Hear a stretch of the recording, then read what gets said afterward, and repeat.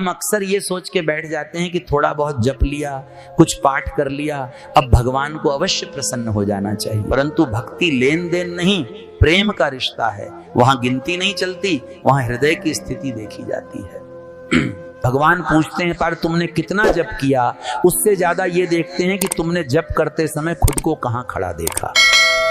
क्या मैं जप करते हुए अपने को बड़ा भक्त मानता रहा, या हर नाम के साथ अपने दोषों को स्मरण कर दीन होता गया दर? यही असली कसौटी। जो साधक अपनी कमजोरी, अपनी गिरावट, अपनी भूलों को ईमानदारी से स्वीकार लेता है, उसके लिए भगवान की कृपा का द्वार खुल जाता है। जो खुद को पूर्ण मानकर चलता है, वो कृपा के हाथ को खुद ही झटक देता है और फिर भगवान को दोष देने लगता है। संत कहते हैं भगवान का नियम है कि जहां अहंकार होगा वहां वे केवल दूर से देखते हैं, जहां दैन्यता होगी वहां वे कंधे से कंधा मिलाकर चलने लगते हैं। ज्ञान की सबसे बड़ी पहचान यह है कि इंसान अपने आप को बहुत कुछ समझने लगे। ज्ञान की सबसे बड़ी पहचान यह है कि इंसान अपने कुछ न होने को देखे। जब मैं अपने भीतर की अंधी जगहों को देखना शुरू कर दूं तो समझ लेना चाहिए कि प्रभु का प्रकाश मेरे ऊपर काम कर रहा है। दुर्वासा और अम्बरीश, राजसूय और स्वपक्षपात, ये प्रसंग केवल कहानियां नहीं, ये हमारे भीतर के दर्प को तोड़ने के लिए जीवित उदाहरण है। हम जब भी किसी साधक को छोटा मानते हैं, भीतर से उसे कम आंकते हैं, उसी क्षण वैष्णव अपराध का बीज बो देते हैं। भगवान कहते हैं मेरी नजर में महान वो नहीं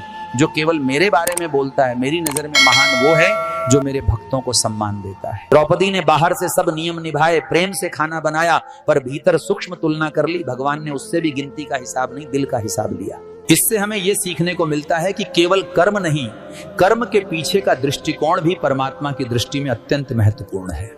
किसी गरीब अज्ञात भक्त को कमतर समझने की भावना हो तो तुरंत इसे पकड़कर छोड़ देना चाहिए, नहीं तो साधना के फल पर ग्रहण लग जाता है। स्वपच वाल्मीकि की विनम्रता देखो बान, वे इतने बड़े भक्त होकर भी बार बार अपने को तुच्छ, अयोग्य और केवल भगवान की कृपा पर निर्भर बताते रहे। सच्चा महात्मा वही है जो अपने प्रति कठोर और दूसरों के प्रति अत्यंत उदार होता है, जो अपने दोष देख लेता है पर दूसरे के दोष ढक देता है। हम अक्सर इसके उलट करते हैं, वे अपने दोषों को छुपा लेते हैं और दूसरों की भूलों पर ध्यान टिका कर रखते हैं। यही तो अज्ञान है। हर से सब ठीक चलता दिखता है, जब भी हो रहा है, पाठ भी हो रहा है, सत्संग भी हो रहा है ना, पर भीतर से रस सूख जाता है। फिर मनुष्य कहता है मुझे भजन में आनंद नहीं आता, और कारण शायद किसी सूक्ष्म ईर्ष्या, तुलना या आलोचना के रूप में छिपा होता है।